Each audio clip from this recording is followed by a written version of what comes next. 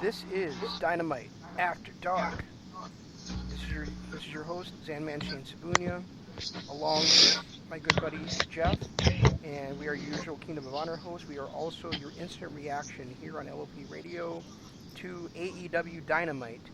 And for the second straight week, Jeff, we get an ending that makes you want to tune into the next week. Yeah, exactly. And I thought this entire show was great. Again, a couple missteps with the commercial breaks, but otherwise, I thought everything about it was great. Yeah, a couple of missteps with the commercial breaks, but still a lot less than we've seen over the years with Raw and SmackDown. Yeah, absolutely. My only issue with it was the placement of the commercials, the fact that they did it during a number one contender match and then the main event. Yeah, mine too. But I'm thinking that they probably are just allowed a certain number of the split screen stuff, and there's probably those hard ad breaks that they have to go to at certain times. Yeah, that is true. But I wish they would have done it. Network television, Yeah, and I get that, and I just wish they would have used maybe a full ad break for the first one instead of watching the private party dancing in the crowd, and kept the split screen for one of those matches. Other than that, that's my only negative. I thought the ending was amazing. I love the MJF. I don't know. Do we call it a face turn? I don't think it's a face turn. I think he's still the arrogant asshole that everybody's supposed to hate. It's just that, there's a man that that he loves and respects, and he's going to come down there and save him and save his family if he has to. And then and we got we got some great moments here from some young guys here. So we got Hangman Page setting up what looks like it's going to be a pay-per-view match between him and Jake Hager, possibly at Full Gear. So a nice spotlight match for Hangman once again facing a former world champion on a big stage. We got that great moment, like you mentioned, with MJF, where the recently christened stable of Inner Circle is out there. Out there, they have Cody all vulnerable. MJF comes down with a chair, and they're holding Cody for him, and MJF attacks the Inner Circle, specifically I think it was Ortiz, rather than going after Cody, and then he lays them all out with that chair. He's kind of celebrating in the middle of the ring, and it turns around into a code breaker, so kind of making that celebration short-lived. But then it ends with Darby Allin, who won a match earlier in the night against Jimmy Havoc, to face Chris Jericho next week for the AEW World Championship, the number one contender match you mentioned just a bit ago. He comes down on a skateboard and nails Jericho with a flying clothesline off of there. So it looks like a knee. A great showcase in the last 5 minutes of the show or so for some young up and coming talent. Yeah, and I thought he hit him with a knee, but regardless, he riding a skateboard down was, like Jim Ross said, that's something I've never seen before. So that was kind of an interesting thing. I'm a little confused at why Darby Allin and Jimmy Havoc, as much as I love to see their little feud continue, and I like seeing Darby finally get the upper hand, I don't understand why that was a number one contender match. Well, did that make any sense to you? Number one contender match, so it gave Pac something to bitch about later on in the show. Well, that's about it, and gave Jericho someone to wrestle next week. But it with everything that they're planning on doing, by making this win based or win orientated and sports like that, was one of the farthest things from it. And that's also my one complaint about the placement of the breaks too. It's because they want this to be sports orientated. They want this to be to be treated more like real sports than entertainment. Then why go to a break during a number one contender match? When you go to a break during a number one contender match, you're basically saying to the world, this is choreographed and we know they're going to make it through this 3-minute break. Yeah, I would. For that reason, I would like them to have these things happen where the matches end during a break and then they come back and show us the replay of what happened. Because it happened occasionally on WCW Saturday Night, and I think it happened once or twice on Nitro. but it's never really happened in WWE. I would like AEW to do that at some point, so it is more like real sport where it comes back and you don't know what's going to happen when they go to commercial. Right, exactly. And that was my, like I said, my only complaint. Otherwise, from bell to bell, this was a great show. I thought we had, we talked last week about how NXT put on a pay-per-view quality show. I felt like this was a pay-per-view quality show. They had 5 matches and one interview, and all 5 of the matches I could have seen on a pay-per-view. Well, I could have seen 4 out of the 5, but we had Shawn Spears in one of them, and that really didn't belong there. Yeah, but I thought that was a good match. I really did, and I actually liked this the arena going dark in the middle of the best friends interview, and then just having him silently sitting on the stage. I thought that was kind of a cool character moment for him. It was a cool character moment for him, but it's, we talked about this a little bit. We did talk about that match coming up when we did Kingdom of Honor on Monday night, and I think we were both kind of like, oh yeah, that's a good match to have on there. But the more I thought about it, and just with the match starting, Shawn Spears is not in Jon Moxley's league. So to me, that was just obviously an enhancement match for Moxley, just like last week's was for Brandon Cutler against MJF.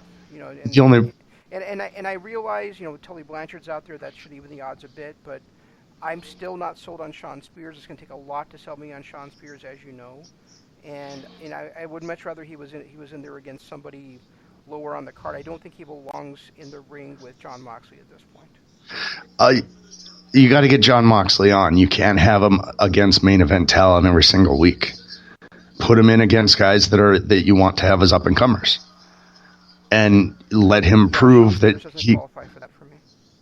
For you, yeah, but you are one of the few people that hate him and are still holding the grudge from his days in a foreign company.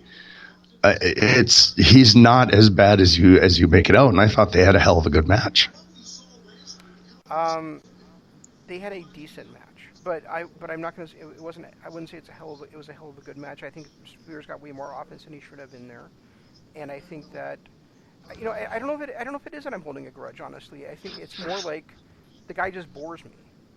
It was one time in the show where I turned to my phone and started flipping through my phone because Shawn Spears just bores the living shit out of me. And see, I like his character the way it is now. I felt like in their roles, they played it perfectly. Moxley is clearly the face. Standard wrestling, the heels always dominate, and he got in the amount of heel offense he should have gotten in. Now, I get where everybody's coming from, that he's not in Moxley's league, but the reality is what Moxley hasn't had a match on in AEW yet. This was his debut match. Putting him in against Shawn Spears is a good move because, to be honest, outside of people that have been following him for the last decade in different promotions, he has not done anything in AEW. That's true. I guess probably part of my feeling about that match is I thought that Spears didn't deserve that spot on the card. For him to be in the semi-main event. If it had been the second match, I probably would have been fine with it. Yeah, but you know how these go. They have to have the cool-down match, and it's hard to say that any of these would have been qualified as a cool-down match, but they have to have that cool-down match.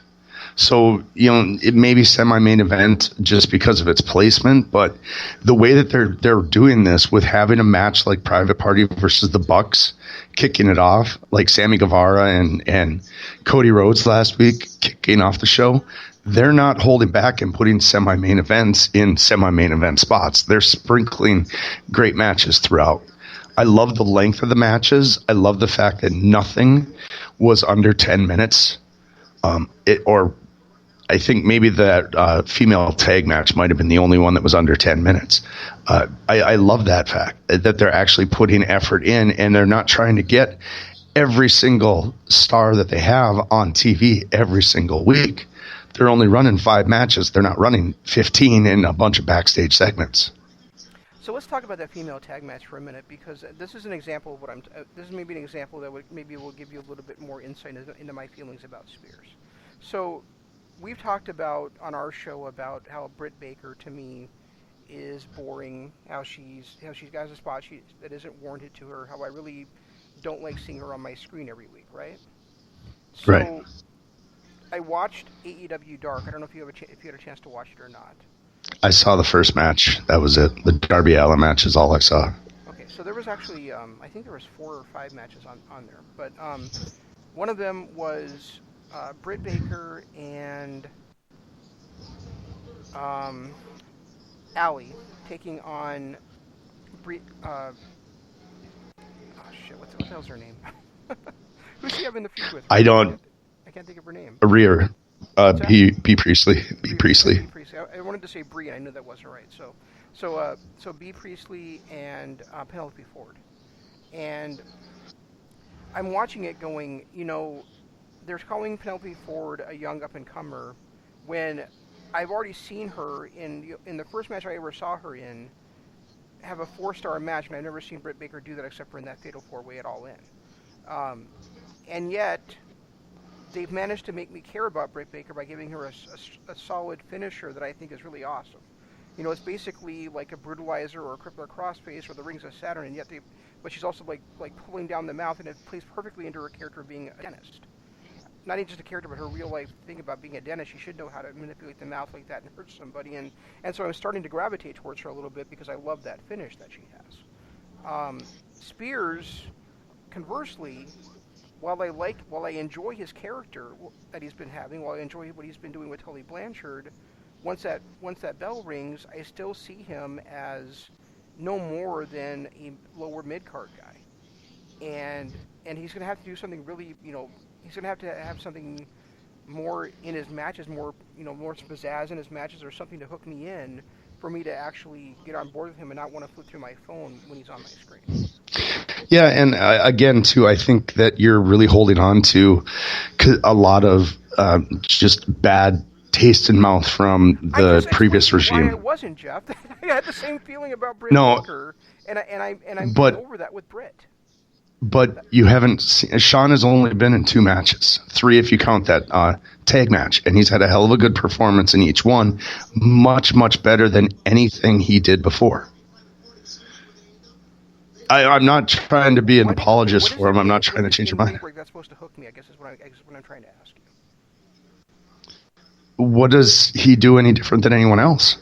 I mean, he hasn't had a chance to really hit any high spots. He's just been kind of that, I can't think of the word, but just... What does he do what does he do different than anybody else? He bores the living shit out of me. That's what he does. Different than anybody. Exactly, and you're holding on to something. I'm gonna let it go. The matches, I'm telling you that. You're assuming that I'm doing something that I'm not doing. I'm trying to be persuaded. Only because you've said it before. Why would I be more likely to hold on to the stuff with Shawn Spears than I am with Britt Baker? Because Britt Baker hasn't been on your TV for 6 years like Shawn was. Britt's only been around for 2. She's only had TV. Like AEW was kind of pushing her down my throat, which she's basically the only one they've been doing that with. And she's also not really been on the TV that often. She had that horrible segment where she was an announcer at All Out, but otherwise she's only had, this is I think her second match in AEW. No, she's been on every one of their cards, I believe. I don't remember. I'll have to look back, but I thought that she was on Double or Nothing, and she wrestled this match, and then she also was the commentator in All Out. No, she was a commentator at last week's Dynamite. Was it last week's Dynamite where she didn't say anything? Was it last week she didn't say anything and we were complaining about it? Yes, it was. Okay. All right. She was the last one eliminated at the Battle Royal at All Out. Right. So she was a commentator at All Out. I mean, she could have been. No, I knew that. What? Okay. Yeah. Okay. Yeah. So she was in. Yeah. Whatever. I mean, regardless, she hasn't. She hasn't been around long enough. I mean, the main reason that the hatred was towards her was just because she was such a rookie and so green that nobody had a history with her. It's a lot different with Shawn Spears, where people can hate him because they've seen him for a very long time. I remember when he got called up to a different roster and people were pissed off that he didn't deserve that spot. There's been a lot of anger towards him for a while, and I think given time, that'll work out. As far as his placement in this, I didn't see a problem with it. I didn't see a problem with him in a match with Moxley. I think that what AEW has been doing, and they've done in literally every show, is they've found a spot to take a young up-and-comer or somebody who's kind of a lower mid-card to mid-card and put them in with a star. They did that last week with Guevara, and they did it this week with Spears. And now Spears has gotten that treatment twice, and I'm saying that he should be building his way up from the bottom if he really is an up-and-comer. He shouldn't be. His 2 matches he's had so far in singles action have been against Cody and against Jon Moxley, the top 2 babyfaces in the company. That's ridiculous. Okay, and what about Darby Allin? What about Darby Allin? He got his first match ever against the biggest babyface in the company. And then since then. And then he went on a couple of different, and he went on a losing streak. His only win in the company was against Chima on a dark program, and then he's thrown into a number 1 contender match. Right, but okay, so let's count this back again, Jeff, because you want to compare apples to apples. Shawn Spears has had two singles matches in the promotion, right? Right. He's faced Cody Rhodes and Jon Moxley. Right. Darby Allin has faced Cody. I grant you that. Then he also faced tonight Jimmy Havoc. AEW Dark, he faced Chima. Then he had the Cracker Barrel Challenge when he was against Jimmy Havoc and Joey Janela. So which guy has had the higher profile opponent so far? Which guy has gotten or is literally been in the business for 2 years and is getting pushed to the moon? Which guy has had higher profile opponents so far? I would say that that Darby Allin has actually been in higher profile matches. Who has had the higher profile opponent so far? You keep dodging the question. Neither one of them. They both faced Cody, who was the biggest face. Moxley has not done anything in AEW. Has wrestled multiple-time world champions in both matches he's been in. Okay, Spears had wrestled a guy who never had a match in AEW. You want to say that we can't, if we're going to, I guess maybe that's it. We're taking history into account. The fact that Moxley's been a huge star in a number of different promotions makes him a top-level main eventer, even though he has not done anything in AEW except attack Kenny Omega. So I mean, I guess if we're going to do that, then Shawn Spears doesn't deserve a spot because he never proved anything anywhere else. I didn't say he doesn't deserve a spot. He doesn't deserve to always be facing the top guys in the company is what I'm saying. He hasn't always. He was in that tag match against 3 mid-carders. In his one-on-one singles matches, in matches that are not tag team matches, both of them have been against former world champions, yes or no? We have to ignore the past. No, we don't. This is a fresh start for everybody. You really think Jericho would be the world champion if it wasn't for his past? No, I don't. You think Cody and I had my issues. Yeah, because Cody has not lost a match yet. So no, technically, according, he's pinned by the Young Bucks at Fight for the Fallen. But he's not lost a one-on-one match. True. So he, according to their little formula, he actually is in line for a contendership. Darby Allin has won 2 out of 7 matches. I don't think he's been in 7 matches yet. 5. See, 1, 2, 3, 4. Yeah, 5. This was his 5th match. Okay, and he's 1-2. He drew. So he's 2. He drew with the undefeated Cody. Right. Right. He's the only blemish on Cody's one-on-one record. And then he's lost 2. And then he's lost. Well, no, he did. Did he really lose in that Cracker Barrel challenge because he wasn't the guy that was pinned. I guess it depends how they're counting those tag team matches, how that works out. I don't remember what the records. I do like how it shows the records when they're coming down. That's pretty awesome. Right. I wonder if they once they get to 500 to 300 if they're going to still be doing that. But I still think it's pretty cool. I probably not, but I don't know. To me, I guess we can't, if we're going to forget history for one, we have to forget history for all. But I didn't say we should forget history for anybody. I think we should. I really do. I think we should take it for what it is. It's a new company. Yeah, they've come into this company with promise. Okay, they come into this. Let's forget history. What?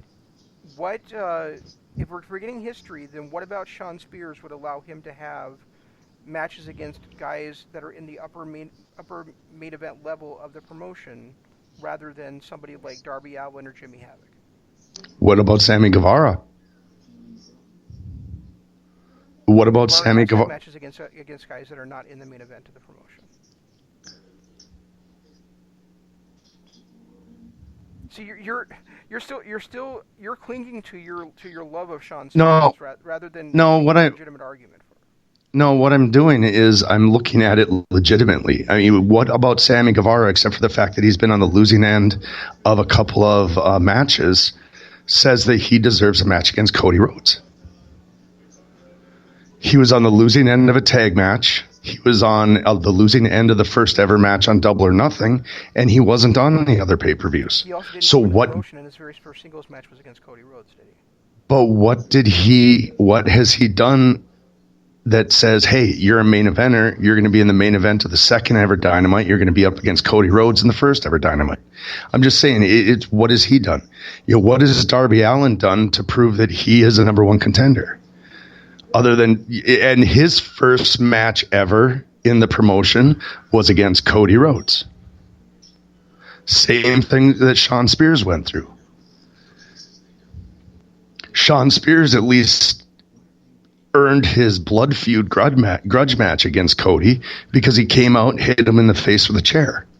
Darby Allin didn't do anything except look at him funny in a backstage segment. But I'm asked. Okay, but I asked you, what did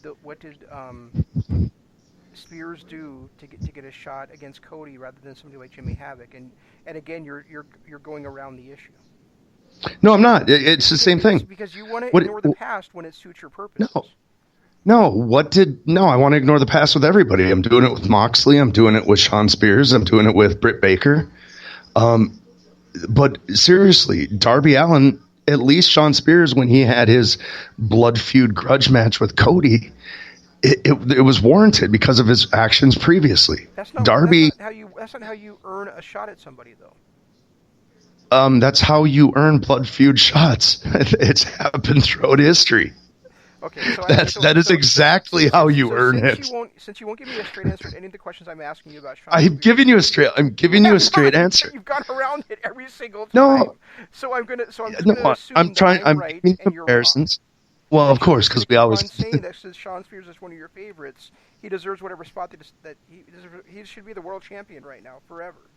So. No, I didn't say that. I think he's still an upper mid. I think he's an upper mid Carter. And I think right now that's bullshit. I think he needs to earn that. And why does the past isn't taken into account? But I'm saying if he didn't have that past in WWE, he wouldn't have the spot he has right now. Would Moxley? Would Jericho? We should ignore the Cody? past. Well, I'm just saying. But if you're going the past, okay, and if we should, I'm going by your premise. Okay, if we're going to ignore the past, they should all be on an equal level. They should be able to face whoever, nobody cares. But if you want to look at it, Moxley's a main eventer. Cody Rhodes is a main eventer. Adam Page is a main eventer. These guys became main eventers because of their past. Right, exactly. So why does Shawn Spears get to face main eventers every single match he's in? See, this is where it doesn't make sense. Because why then does Darby Allin get to face main eventers? He faced one in one match. Like I said, he's had other singles matches where he didn't face main eventers. Fucking Shawn Spears has not. Let's move on. Jesus. Okay. So, I think you and I both agree that Chris Jericho had one of the great promos of all time tonight. Yep, that's true. He was absolutely amazing in his promo, introducing his new faction. I've heard suggestions that we would call Alpha Club. I suggested Gratitude. The name of the faction is the Inner Circle, which is actually kind of ironic considering that he's kind of fighting against the actual, AEW Inner Circle because his opponents are all like the vice presidents of the company, right? Pretty much, yeah. Yeah. So that's pretty cool, and I think they've given kind of everybody something to do here. So, well, except for Guevara, I guess Guevara's kind of on the outside looking in at this exact moment. But it looks like Jake Hager is going to be facing Adam Page. It looks like the Young Bucks are going to be facing up against the former LAX, Ortiz and Santana, and then Jericho, of course, has his world title match against Cody coming up in Baltimore. But first, he's got to face Darby Allin in Philadelphia next week. So I mean, so that whole faction is kind of split off, and as other things going on, maybe Guevara will be taking on MJF in kind of a heel versus heel thing. How would you feel about that? Well, I'm thinking MJF is kind of moving out of his heel persona in AEW. He's so good at it. Yeah, he is, but it's kind of the direction they're going. He's been feuding with anybody that takes on Cody, and they've all been heels. He's gotten into a bunch of face pop moments, including tonight. He did at it was a Fight for the Fallen, that 6-man tag. He's positioning himself to look like a face. Just comes out and runs down the audience. But last week he did. So last week against Cutler, he was an absolute asshole to Cutler, wasn't he? Yeah. Yeah, I'm not saying that he... And while he didn't cheat, he did take advantage of the referee being out of position and hit like a quick forearm to the face and then locked in Salt of the Earth to get the tap-out victory. So, yeah, but it does... So I guess he might be kind of wavering in that tweener role right now, actually. Which is what our complaint was about Cody for the first 4 pay-per-views too, is that he kind of wavered. But if there's going to be an MJF versus Sammy Guevara match, MJF is going to be the face. It won't be a heel versus heel. Well, he might be playing, the face role. I don't know if he's going to actually be a face. Kind of like tonight, the Bucks in their tag match against Private Party, we're kind of playing the heel role, although we know that they're baby faces. I could easily see MJF turn his promo work from the crowd to his opponent. And if he does that, he's all of a sudden a face with his actions so far in AEW. Yeah, but why get rid of your best up-and-coming heel to make him a babyface? I don't understand that logic at all. There's logic all over the place. I don't understand. But we're moving on from that. Are we? Okay. Yeah, I mean, would you be down with that match, MJF versus Guevara at Full Gear? Of course. Their styles would clash perfectly. And I think they're both amazing workers and the future of the business. I would love to see that match. Yeah, it's kind of, and we had talked before about how, and they looked like they were setting up the first couple of pay-per-views and stuff, that they were setting up for a MJF versus Hangman and Page feud, and we kind of thought that could be like a Rock Triple H type of thing, where they were kind of kept feuding with each other during their careers at different levels. But I'd be perfectly happy for that to be Guevara and MJF spot as well. Yeah, and I think that's kind of where they're leaning. I think that possibly the whole Hangman Page MJF thing might have been put on hold simply because MJF is leaning towards that face role right now. And they're still trying to push Adam Page as a babyface. Right. I mean, so I'm not weird because Hangman, Adam Page, for those who don't know his history, he was the disciple of what the hell is his name? I can't think of his name, but in ROH he was like an evil disciple there. And then he broke away from that. He got injured. He broke away from that, and he was going to it looked like he was going to be on the side of the Briscoes against Bullet Club, and then he turned on the Briscoes and he hung Jay Briscoe over the top rope with the noose, hence earning the title Hangman. And so and then basically because Bullet Club went face, he went face. He never really had an official, babyface turn on his own. He kind of turned along with the Elite into being a babyface. So really, he does have quite a heel past behind him. Well, and the thing is even when the Elite first turned heel or turned face, he remained heel. His feud with Kenny Omega over the United States title, or not? I mean, I guess it was Jay White after Omega lost it, but he that was kind of a feud that he was having with Omega, and he was aligning himself with Cody. When Cody turned face, and the entire Elite got destroyed by the OGs, that's when he really cemented his face turn and has been a solid face ever since. Right, and that was just under a year ago now, so it's not like he has a long history of being a babyface. Was it under? I thought it was exactly a year. I thought it was last October that happened. Oh, maybe it was. Because it was right. No, actually, it was before that, because it was before the G1. Remember how God was on the verge of being fired and attacking everybody throughout G1?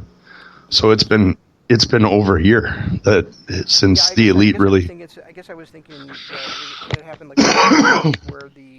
where the Bullet Club kind of name just went to Jay White's team. But you're right. It was quite a bit before that. I want to say it was right after Dominion. It was actually probably like June or July last year. Because it was Dominion was when Kenny won it, and then he faced Cody in the U.S. in July, and that's when Cody turned face, was against Kenny because he refused to hit him with the chair, and that's when the OGs really turned on everybody. Right. And and that's where it confuses me, because there were people like Chase Owens, there were people like Yujiro Takahashi. And other people that now were aligned with the Bullet Club OGs who were amongst that beatdown. Oh, and it was B.J. Whitmer that he was a disciple of when Whitmer was having that feud against oh yeah, and turning Colby Corino against him and all that stuff. So. Okay, yeah, I do remember that now. Yeah. Just doesn't look like the same guy anymore. No, he really doesn't, does he? But I'm excited for him to have a match against a battle against Jake Hager. I think that's going to be a strong match between those two. I thought it was kind of weird that they were comparing Hangman Page to Barry Windham tonight, because Windham was probably 4 inches taller than Hangman and stuff. I mean, both guys are bigger guys that can fly, but I would never have said, oh, Hangman is like a Barry Windham. Yeah, I thought that was kind of a weird little... and I noticed that more during this show than I have everywhere else. They're really trying to tie in old NWA to current AEW. It happened multiple times throughout this where Tony and Jim Ross were talking about the olden days or whatever. Yeah, comparing talking about Jake Hager and talked about how he was attacking everybody like they were from Texas because he's from Oklahoma. I was like, fuck you, asshole. Not everything right. About your fucking football team, you jackass. Yeah, he had some bad moments today, and there was a whole lot. I did notice that Tony Schiavone did not talk a lot. There were a couple times when he did say something, and I was sitting on my couch going, "Holy shit! I forgot he was here." Yeah, I think he's kind of in that role where he's kind of like an analyst more than he is like the color guy or the play-by-play guy. So I think he's just kind of in there to analyze if a specific situation comes up or something.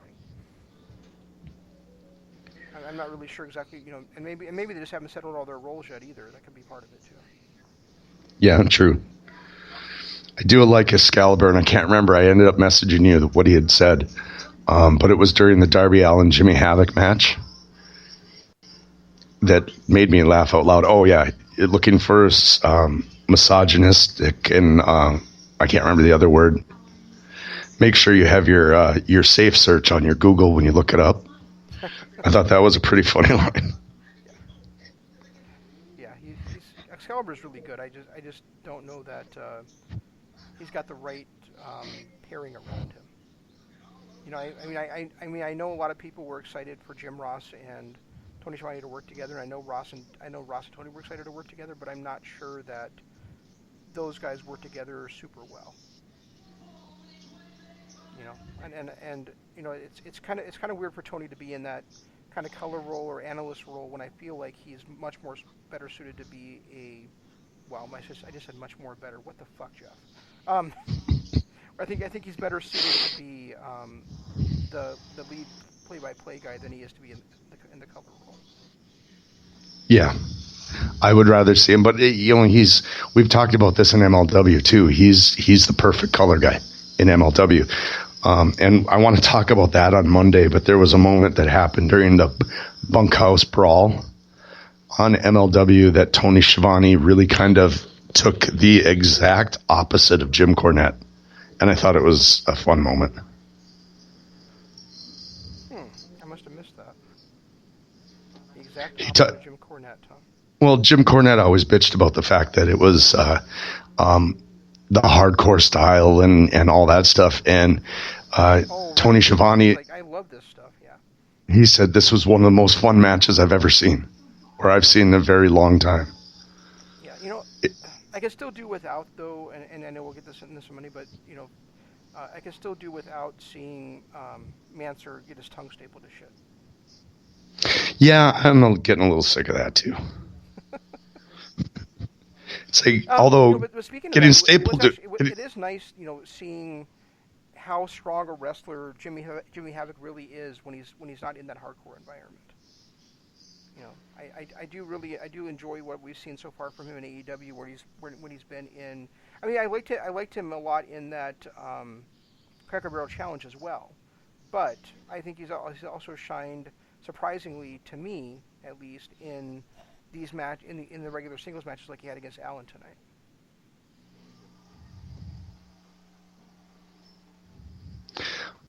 Just watching the introduction, I'm amazed at how connected to the audience Darby Allin is. Yeah, because his character really isn't something that you would expect would have caught on this quickly, you know. No, I mean, well, other than the fact that he just knows how to take a beating. Well, yeah, that's true. But I mean, his character of kind of like a goth type guy almost. Right. It's not something that you would expect to catch on this quickly, in my opinion. Oh, I that's part of the thing that's what I'm staring at right now. I'm just amazed at how connected everyone is to him. He really seems to resonate with the crowd, and like you said, that's not something I would have expected at all. Yeah, I really do enjoy his style, though. I think he's got a unique style in the ring. I think he's got a unique character. I love that the whole mantra of his, which is nothing's over until you're in the ground. Right. He even has it tattooed across his chest. But it's a great philosophy and way of life. Is and you know it's another thing about, like, you know, don't get too high, don't get too low, because a change is always around the corner. You know, that they say that in baseball all the time. You should never get too high and never get too low, because you know you're never as good as you are on your best day, and you're never as bad as you are on your worst day. Right. Exactly. Unless you're Shawn Spears, and you're always terrible. Wow, you're just poking the bear, aren't you? I am. That was just a shot. Look, Shawn Spears, you and I are never going to agree on Shawn Spears. It's just the way it is. And for whatever reason, you find him boring. I think he's boring as a wrestler, but I think that it does fit his character right now. And I think that might be what's drawing me in a little bit more. Being bored? I guess boring, I guess, is the wrong word. Meticulous, I think, is more the word I'm looking for. I think you meant to say tedious, but... Well, it could be that, too. Keep in mind, I am really, really sick right now and on a lot of medicine, so... You are, and I appreciate you being able to join us tonight, even though you feel like shit. And have for... I mean, especially today, but for 2.5 weeks as well, you know. And it's been 2.5 weeks. Well, no, 2 weeks tomorrow was when I first got whatever this is. You know, I think the only match that we haven't talked about so far, and correct me if I'm wrong, is the opening match. You know, you and I just talked about on Kingdom of Honor 2 nights ago about how we had seen probably the best tag team match of the year just a few days before that. And now these guys come out and put together maybe probably the best television tag match of the year, as Private Party takes on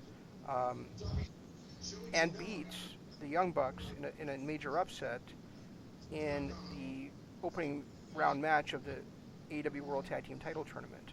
You know, the Young Bucks said at that press conference to introduce AEW that they wanted AEW to have the best tag team division in the world. And I think you and I have thought they've had that pretty much ever since their inception.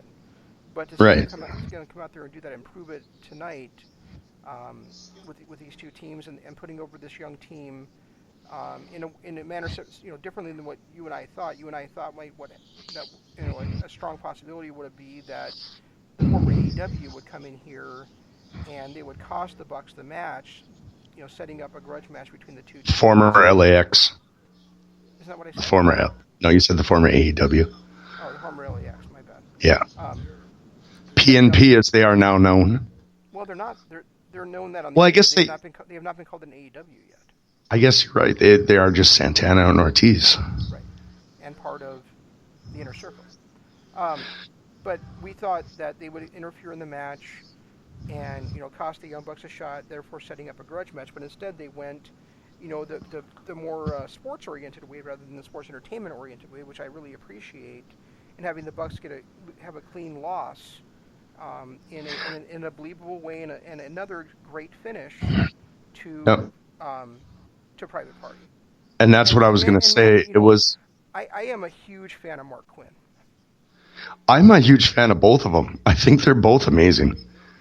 Mark Quinn did where you and I talked before about how there's way too much dives out of the ring, but that spot Quinn did where he was going back and forth, and then he did that 450 up the top rope. I mean, a guy his size to do such a graceful 450. I mean, that guy is a major fucking star. In the future, yeah, and I believe this tag team's a major player for years to come. I didn't realize they were from House of Glory though. What was that tag team that you and I fell in love with from House of Glory? New York Connection, and I do want to see if I can find a match between those two teams. So, I mean, you and I fell in love with New York Connection. We had no clue these guys even existed. Right. And now to see how great they are, I want to start watching more House of Glory. Well, by the time that we saw House of Glory in that Impact special, these guys had already been signed to AEW, because remember they were also part of the Casino Battle Royale at. Oh, that's right. Yep, you're right. Okay. Yeah, so that does make sense why we didn't see them. Because I can't imagine that Impact wouldn't have had them on the show if they were still under contract. Right, I'm sure they would have. Speaking of guys that used to be under contract with Impact, I doubt you've had a chance to watch NWA Power yet, but both Eddie Kingston and Homicide showed up on there. Well, isn't Eddie part of? No, and I haven't watched it. I'm watching it tomorrow. After I finish, after we do our our ECW show tomorrow, I plan on watching it. But I thought Eddie Kingston was signed to Evolve. Well, I don't think anybody's actually. I mean, I shouldn't say anybody, but I don't think most people were actually under contract with Evolve. I think it's more like, they kind of come in there for shows here and there. So I think he signed, but Kingston showed up on NWA Power. Okay, I'm definitely his former OG LAX guys, Homicide. And Homicide is a guy who can still go. I also didn't realize that Dusty's in his 50s. I don't know why I never realized that, but we were talking on Monday about wrestlers. Dustin Rhodes? Dustin, yeah. Okay. We were talking about wrestlers in their 50s last Monday, and he was the guy that just really escaped my mind. But he's another one that his style of wrestling is a lot like Minoru Suzuki, where he never really had to change it, and he's still able to. Yeah, and he's still able to go in his 50s. Well, I wouldn't say he's that. I would say he's a more vibrant. I mean, he was always a great wrestler. No, don't get me wrong. I mean, I always enjoyed watching Dustin, no matter what role he was in. But I think that he's become an even more vibrant wrestler now, in his 50s, than he was, 10 years ago. Oh yeah, than he was 10 years ago. But when you look back at his NWA stuff, he was. This is what he was when he was the Natural and all that. I was actually thinking about this the other day, but just in regards to our Wrecked with Wrestlers series, and I was thinking if we do either a Steve Austin, which I think we probably will at one point, or Dustin Rhodes, I would have a hard time keeping out the tag team match from Super Brawl 2. No, that is absolutely 100% in my top 4. Yeah. He stole that show. Dustin stole that show because of that match. And I think that might have been the match. With all the selling of Austin's clotheslines and everything? Yeah, yep. Absolutely. Yeah, and I think that is really, I mean, Dustin had a name, but I think that was the match that really broke him out of his dad's shadow. Yeah, I think so too. His team with Wyndham helped do that, and then he had, we talked about Triple H and The Rock, but really Austin and Rhodes, they feuded over the WCW tag team titles, they feuded over the World Television title, and they feuded over the US title. And then didn't they feud over the IC title too? The IC title, maybe. Or was Dustin kind of out by then? By the time. I don't remember Steve Austin ever facing Goldust for the IC title, but I could be wrong. I guess. I'm sure we'll find it at some point. But yeah, I mean, I absolutely love this tag team match. I think that, obviously the Young Bucks you expect that from, but I think Private Party really brought it tonight. We saw Isaiah. What's his last name? Isaiah. I don't remember. Isaiah Washington. I know that's not right, but is it Crow? I can't think of the name. Anyway, he did his Matt Jackson impersonation tonight. Yep, with the bad back. Yep. Yeah, and I loved how Excalibur made the callback to Matt Jackson knowing nothing about bad backs. Yeah, I did too. I love that little thing. I loved the fact that JR talked about them as a young Midnight Express the first time he saw them. I mean, granted. Isaiah Cassidy. Okay, yeah. Yeah, okay. And I really like him too. Rock and Roll Express?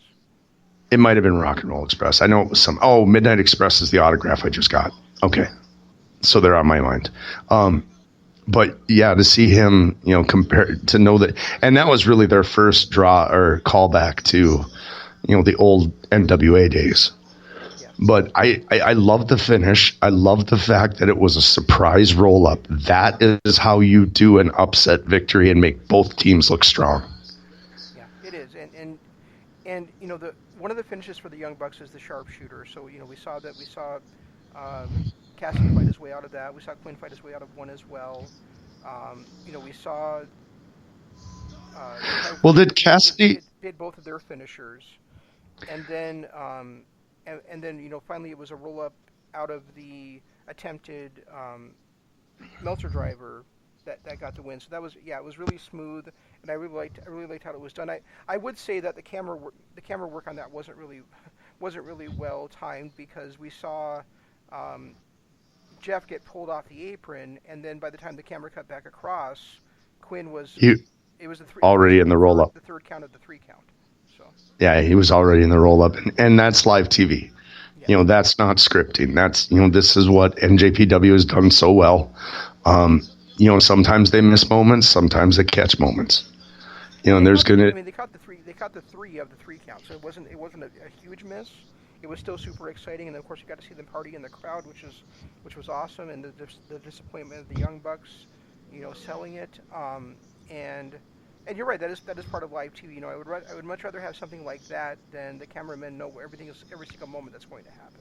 Right, which is a bad thing. But this, I don't know. I was so impressed with Private Party. I felt like they really hung with the Young Bucks. I love the fact that the Young Bucks came out with some new moves. That neck breaker, back breaker thing I thought was really cool. And their power bomb sliced bread. Yep. those are two things that I've never seen them do before. So it was nice that they we finally got to see these new moves that they've been talking about for months. And I don't want to shit another one of your heroes here, but it's amazing how Matt Jackson's been doing the spear for like 2 months, and he's already better than Edge ever was with it. Right, exactly. I thought that too. When I saw that, I'm like, holy shit, he does that better than Edge did. Yeah, and he had a couple of wrinkles himself like that. He added the press slam spear combination just like a few months before the ladder match. So yeah, Matt, right. I think they keep improving their game, and that's a good idea since now they have their old fans, but they're also on a national television level, and they're going to have on average longer matches than I think what they did, and also have to kind of get their stuff in too. So. And it sounds like we're not allowed to call it the sharpshooter anymore. I don't know if there might have been a copyright infringement thing happening, but Jim Ross, no, the AEW announcers, because Jim Ross started to call it the sharpshooter, and Excalibur cut him off and called it the Scorpion Deathlock, and that's what they referred to it as the rest of the match. I don't think you can have a trademark on sharpshooter. I don't know, but I thought it was interesting that he literally was in the middle of calling it a sharpshooter, and Excalibur cut him off, and then it was the Scorpion Deathlock for the rest of the match. Oh, interesting! I totally missed that. And the one that where Cassidy, was it Cassidy? Isaiah Cassidy? Isaiah Cassidy, where he was fighting out of the sharpshooter, deathlock, whatever, and Matt Jackson hit his inside out face buster. I thought that was Nick did. I thought that was a good spot. I mean, there were so many good spots in this match. I loved the way that the Bucks kind of played that intense heel role, but we're still the baby faces and everything. They weren't cheating. They were just using dirty tactics. Yeah, and I mean and I really liked that spot too, where Nick stopped the tag by pulling Cassidy off the rope or and that was a good callback when it happened later on to Nick. Absolutely, yeah. I always enjoy that spot, and I think it was timed right, and the crowd is hot for that tag. It's just a perfect wrestling moment, and that happened tonight. Yeah, it was perfectly done. We got the call back to it later. The other thing that I did notice is we didn't get our trademark Nick Jackson spot, where he gets the hot tag and comes in, does all the flips and everything, and with the guy on the outside, the guy on the inside, and that didn't happen in this match either. And actually, speaking of hot Nick Jackson moments, I really enjoyed the opening of this match where he kept trying to hit the super kick and yep. He just had an answer for every time he tried it. Yeah, I noticed that too, and that was interesting. And then of course he's frustrated, so he spits his gum at him. I thought that's the first heel moment of the match right there. Yeah, and I thought both these tag teams were on point, and they put on. It's one of those things where I think if I hadn't watched that NJPW match earlier this week, I would have this as my match of the year so far as tag team match of the year. Yeah. But we had that happen with a hardcore match a month or so ago too, where we just saw the greatest hardcore match ever, and then the next two that we saw were like, but it's not as good. Exactly. Yeah, and last week, we both basically agreed that the best match of the entire night was Adam Cole versus Matt Riddle. I would have a hard time. I think I'm hard pressed to think that any match is going to top this one tonight. Well, I mean, on NXT, we thought that was the match of the night. I don't know if I agree that was the match of the night for both shows. I thought Cody Rhodes, Sammy Guevara might have been slightly a touch better. No, it wasn't. I'll have to go back and watch it. It might have been the excitement, but I just remember liking that match more than I did the Cole versus Riddle match. I thought Cole versus Riddle was a great match, but I just remember liking the Guevara match better. Okay, yeah, that's fair. I thought you and I agreed on that, but apparently we didn't, or you changed changed their mind, which is fine. I mean, that's they're certainly entitled to do. Well, I agree that was the best match of NXT, by far the best match in NXT. I think maybe it is the fact that I was so excited it was the first match and everything that I might have a little bit more love for it. I'll have to go back and watch it, maybe watch the two back to back and see which one I like better. Yeah, well, we both really liked the Hangman versus Pac match from last week too. Yeah, that was a really good match too. That was hurt a little bit by the commercial break, but another weird moment that kind of I just remembered because I'm watching it now on the replay was when B. Priestley and Rio's trainer came out. It was kind of a weird little combination because you had B being, the stoic heel, and then you had this little Rio's trainer bouncing around the ring trying to get the crowd involved. Yeah. It was just kind of a weird little togetherness, I think.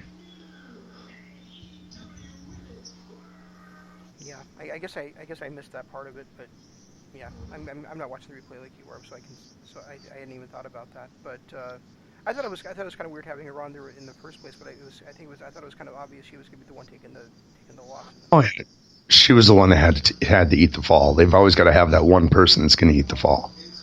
Right. Unless it's a high. I mean, it does seem like they're booking AEW a lot like New Japan. Yeah, it feels with the quality of the matches, it feels a lot like New Japan when I'm watching it. And that I think that they're also like going for long-term planning and they're going to reward you for being patient in a way that a certain other organization hasn't for years. Well, and not just that organization, but others like Ring of Honor hasn't put on this quality of matches on TV in a very, very long time. Impact has some decent matches. Maybe that'll change with their Access run. But you said it last week with NJPW. There's only so much you can take of this quality of matches. So a 2-hour show is about perfect for it. Well, it's not the quality of the matches. It's more the New Japan main event style where they're so lengthy and there's so much drama and stuff, and it's just you get exhausted. Yeah, you get exhausted after 3 of them. That you just gotta I gotta take a break and watch that 4th one tomorrow. But this I love as much as I agree that I don't think Britt Baker should be in as high a profile spot as she is. I love this slow burn that is happening with her and B. Priestley, where it's not. They clearly hate each other. They fight every chance they get, but they are really, really stretching this out for the big payoff. Yeah, absolutely, and I'm hoping it takes place at Full Gear, so there's more than one women's match on that show. So there's a women's title match plus there's B. Priestley versus Britt Baker on there. They tend to in their pay-per-views, they tend to give spotlight on everything. So we're going to get a couple of tag team matches. We're going to get a couple of one-on-one matches, and we're going to get a couple of women's matches. Right. And that's what I want to see. Yeah. Hey, do you have anything else on this one? Because we're pushing an hour right now. Our Shawn Spears debate went a little over.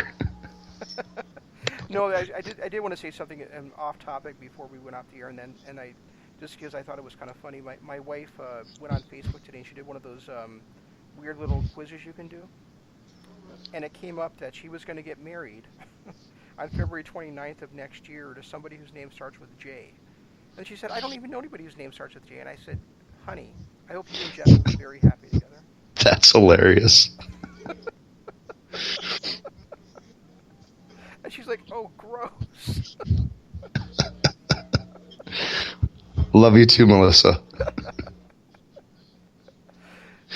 So I'm looking forward to next week's AEW again. We've got Chris Jericho defending against Darby Allin. They did quite a bit in the last couple of minutes of this show to set that up and to create a bit of a grudge between the two of them. We also have the next two matches of the tag team title tournament next week, which I think is Best Friends versus SCU with the way that they kind of played it up. Yeah, Best Friends versus SCU, and then also we have the Jurassic Express taking on the Lucha Bros. Are they going to do both of them next week? I think so. I'm not exactly sure. Because they have time to just do one every week. No, because the finals are not at the pay-per-view. They're going to be through like the week. The week before. Oh, all right. Okay, that makes sense. Yeah, so I'm pretty sure I'm pretty sure they do this the other two quarterfinals next week, then the semifinals the week after, and then the title match the week after that. Yeah, that would make sense. So those are three big matches that are announced because two of them are quarterfinals of the tag tournament, and then actually, hold on, they have enough time because it's November 9th that the pay-per-view is. Yeah. They have time to do just one match next week. Oh, maybe they will then. I don't know for sure. Because if they do, quarterfinal next week, quarterfinal on the 23rd, and then the semis, both matches of the semis on the 30th, then they can have the finals on the 6th, right before the pay-per-view on the 9th. Okay, fair enough.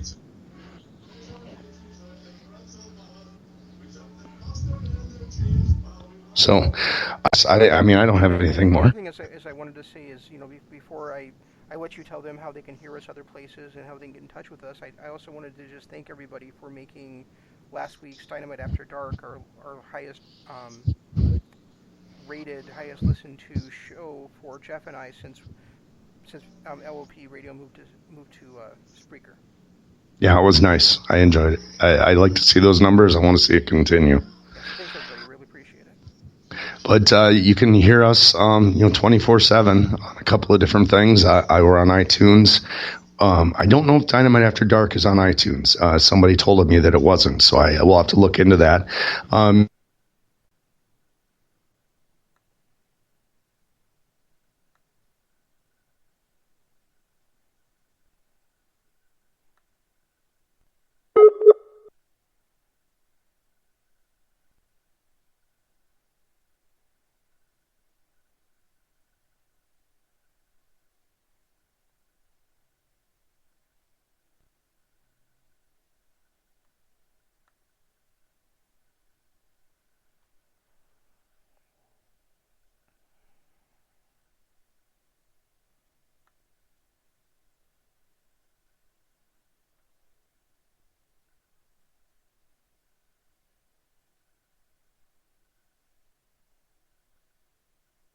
Well, it looks like we lost Jeff, so I wouldn't have our usual stuff. So you can reach him at Regi Co-op at Regi Co-op on Twitter. That's REEJECOAP.